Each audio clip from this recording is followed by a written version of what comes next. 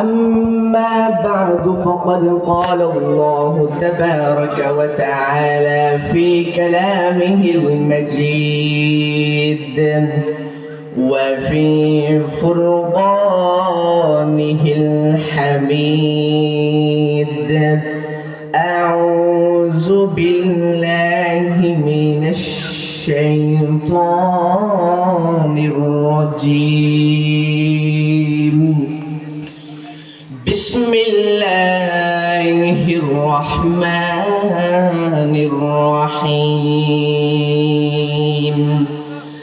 القارعة ما القارعة وما أدراك ما القارعة يوم يكون الناس كالفراش المبثوث. وقال رسول الله صلى الله عليه وسلم: لا يؤمن أحدكم حتى أكون أحب إليه من والده وولده والناس أجمعين.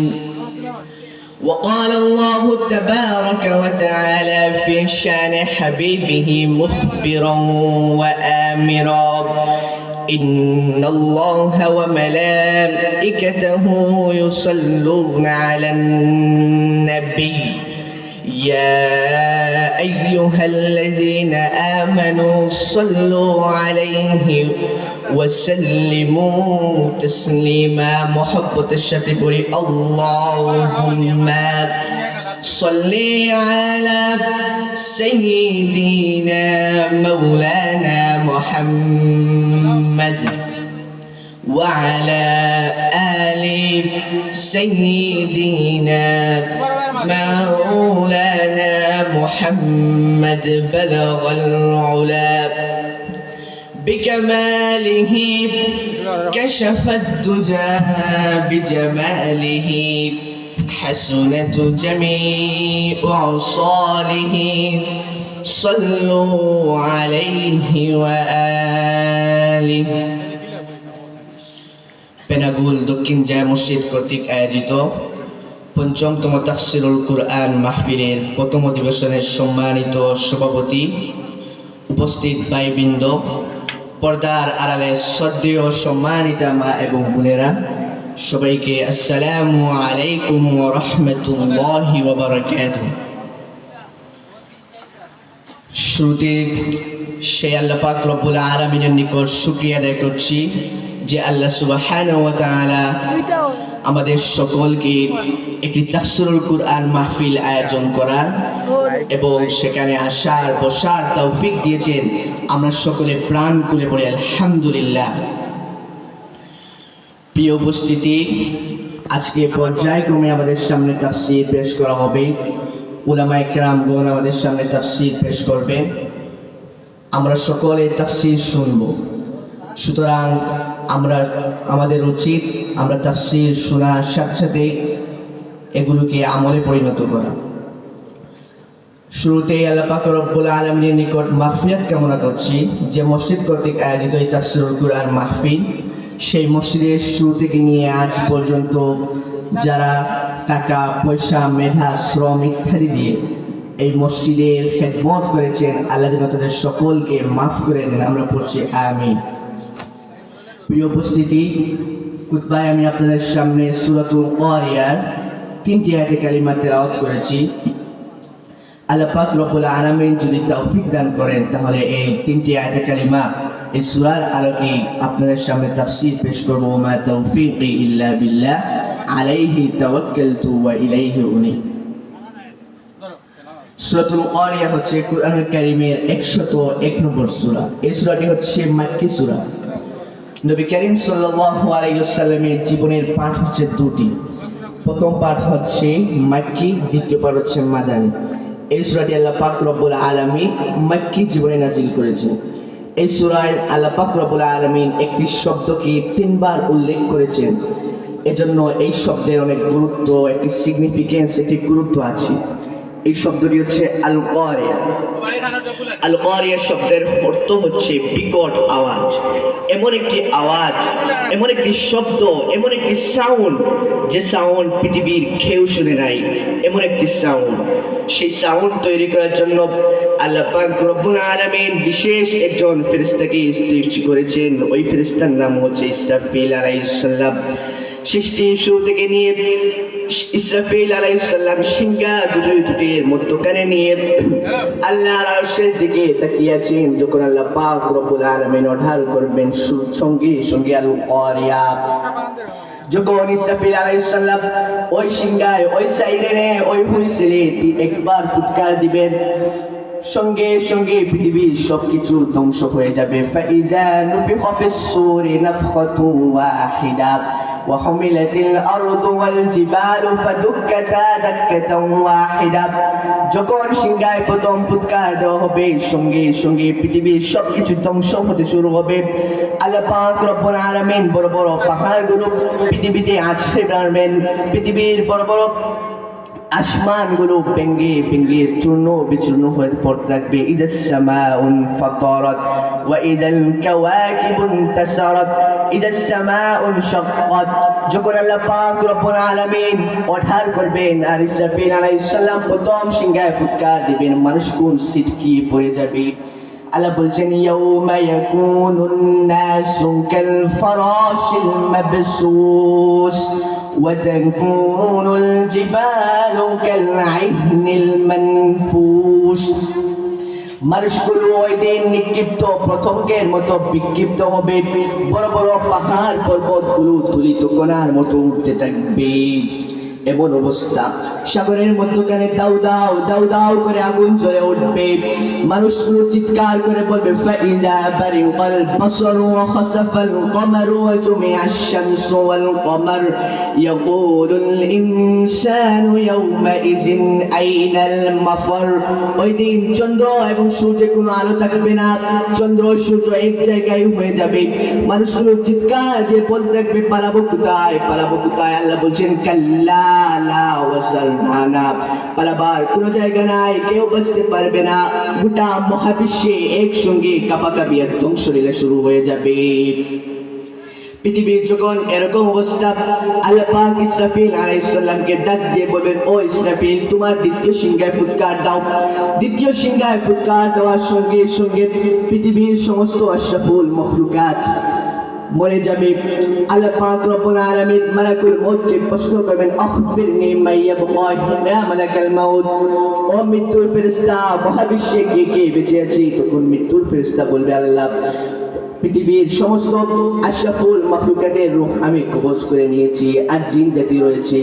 আল্লাহ বলবে যাও জিন জাতিদের রূহ কবজ করো। মালাকুল মউত কিন্তু জিনদের রূহ কবজ করেন। ওয়ামা খালাকাতুল জিন্না ওয়াল ইনসা ইল্লা লিয়াবুদুন।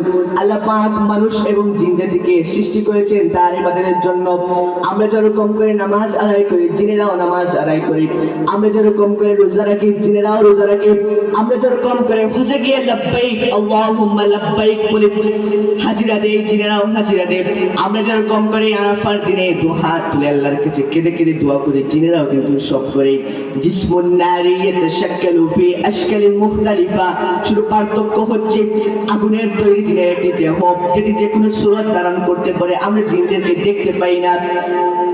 মালাকুল মউত জিনদের রূহ কবজ করতে শুরু করবেন। এরপর সমস্ত জিনদের রূহ কবজ করার পর ইবলিসের রূহ কবজ করবেন। খারাপ জিনদের সর্দার হচ্ছে ইবলিস। ওই ইবলিস যে ইবলিস আদম আলাইহিস সালামকে সিজদা করতে অস্বীকার করেছিল, যে ইবলিস আদম আলাইহিস সালামকে সিজদা না করে অহংকারী হয়ে গিয়েছিল, ওয়ামা খালাকাতু, ওই ইবলিসকে হত্যা করা হবে।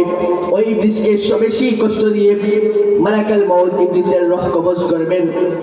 এরপর আল্লাহ আবার জিজ্ঞেস করবেন আখবিরনি মাইয়াবকা ইয়া মালাকাল মউত, হে মৃত্যুর ফেরেশতা আর কে কে বেঁচে আছে? মালাকুল মউত বলবে আল্লাহ জিনদের রূহ কবজ করেছি, তোমার ফেরেশতারা রয়েছে। আল্লাহ বলবে যাও ফেরেশতাদের রূহ কবজ করো। ফেরেশতাদের রূহ কবজ করা শেষ। এরপর আল্লাহ আবার প্রশ্ন করবেন, মালাকুল মউত বলবেন, আল্লাহ পৃথিবীতে মহাবিশ্বে জিন জাতীয় নাই, আশরাফুল মখলুকাত নাই, মৎস্যকুল নাই, পাখি নাই, কিছু নাই, শুধু আল্লাহ আমার 3 জন খলিক বেঁচে আছেন। কয়জন? 3 জন। বলবেন যাও মিকাইল আলাইহিস সালামের রূহ কবজ করে নিয়ে আসো। যে মিকাইল আমার আদেশে পৃথিবীতে বৃষ্টি ঝরাতো, মালাকুল মউত গিয়ে মিকাইল আলাইহিস সালামের রূহ কবজ করে নিয়ে আসবেন। এরপর আল্লাহ পাক বলবেন যাও ইসরাফিল আলাইহিস সালামের রূহ কবজ করে নিয়ে আসো। তখনও কিন্তু ইসরাফিল আলাইহিস সালাম সিংহটা দুটির মধ্যখানে নিয়ে আল্লাহর আরশের দিকে তাকিয়ে থাকবেন। মালাকুল মউত গিয়ে সালাম দিয়ে ইসরাফিল আলাইহিস সালামের রূহ কবজ করে নিয়ে আসবেন। এরপর বলবেন আল্লাহ যাও জিবরাইল আলাইহিস সালামের রূহ কবজ করে নিয়ে আসো। যে জিবরাইল আমার আদেশে কুরআনুল কারীম নিয়ে, তাওরাত নিয়ে, জাবুর নিয়ে, ইনজিল নিয়ে, ওহী নিয়ে আমি দুনিয়াতে পাঠাতাম, সেই রূহুল আমিন জিবরাইলের রূহটা কবজ করে নিয়ে আসো। মালাকুল মউত গিয়ে জিবরাইলের রূহ কবজ করে নিয়ে আসবেন। পৃথিবীতে কেউ নাই, বেঁচে নাই। আল্লাহ বলবে আখবিরনি মা ইয়াবকা ইয়া মালাকুল মউত, হে মৃত্যুর ফেরেশতা পৃথিবীতে আর কে কে বেঁচে আছে? মালাকুল মউত বলবে আল্লাহ আমি ছাড়া, আমি আর তুমি ছাড়া আর কেউ নাই। লা ইলাহা ইল্লা হুয়াল হাইয়ুল কাইয়ুম, আল্লাহ তুমি তো চিরস্থায়ী চিরঞ্জীব, আল্লাহ তুমি তো মরবানা, আর শুধু আমি বেঁচে আছি তোমার হুকুমের গোলাম। উনার ধারণা ছিল পৃথিবীতে উনি আর আল্লাহ শুধু বেঁচে থাকবেন। আল্লাহ বলবেন ও মালাকুল মউত, ও মৃত্যুর ফেরেশতা এবার তুমি মরো। এটা শোনার সাথে সাথে মালাকুল মউতের সাকুনি ছুটে যাবে, কাঁপুনি ছুটে যাবে। মালাকুল মউত আল্লাহকে প্রশ্ন করবে, আল্লাহ এটা কেমন কথা, সবার রূহ আমি কবজ করলাম, আমিও মরবো কেন? আল্লাহ বলবে কুল্লু নাফসিন যায়িকাতুল মাউত, পৃথিবীর সবাইকে, মহাবিশ্বের সব সৃষ্টিকেই মরতে হবে। আল্লাহ বলবে মালাকুল মউত যাও জান্নাত এবং জাহান্নামের মধ্যবর্তী একটি জায়গা আছে আরাফ, ওই আরাফ নামক জায়গায় দাঁড়াও। আল্লাহ বলবে মউত ইয়া মালাকুল মউত, হে মৃত্যুর ফেরেশতা তুমি মরে যাও। বলার সাথে সাথে মালাকুল মউত ওই জায়গায় চিৎকার দিয়ে বেহুশ হয়ে মাটিতে পড়ে যাবে। এরপর মহাবিশ্বে আর কেউ নাই, একজন ছাড়া চিৎকার বলে বলেন উনি কে? সামনে, পিছনে, ডানে, বামে, উপরে, নিচে আছেন শুধু আল্লাহ। আল্লাহ পৃথিবীকে প্রশ্ন করবে ইয়া আরদু আইনা আশতার, ও পৃথিবী তোর বড় বড় গাছগুলো কোথায়? ইয়া আরদু আইনা আনহার, ও পৃথিবী তোর বড় বড় নদীগুলো কোথায়? নীল নদী কোথায়? মেঘনা নদী কোথায়? পদ্মা নদী কোথায়? ইয়া আরদু আইনা কুসুর, হে পৃথিবী তোর বড় বড় প্রাসাদগুলো কোথায়?